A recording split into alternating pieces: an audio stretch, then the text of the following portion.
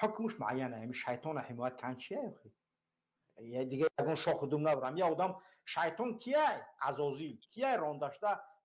رجیمه. یا اعوذ بالله من الشیطان الرجیم، طلب پناه میطلبم من به الله از شیطان رجیم.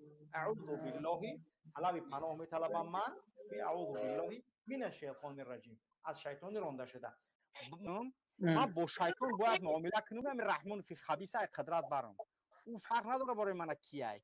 اسرائیل بخواه که همکاری کنه با مخالفای تاجیک و کاری کنیم که رحمان رو پیش کنیم، یکی ای سفارات کلان دنیا در عمود دوشنبه سفارات اسرائیل میسازیم. یگان پرابلم نیست. بیت المقدس چیزی استالیت اسرائیل تو میتونی باید اگر خود پرزیدنت شه.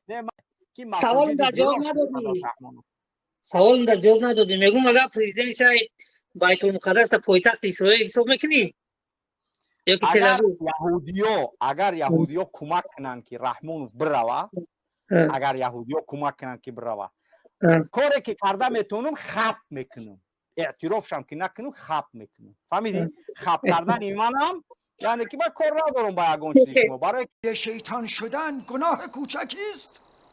اطاعت از شیطان برای پیامبرزادگان پذیرفتنی است یا مجازاتی سنگین‌تر دارد؟ بروید. من با شیطان باید معامله کنم.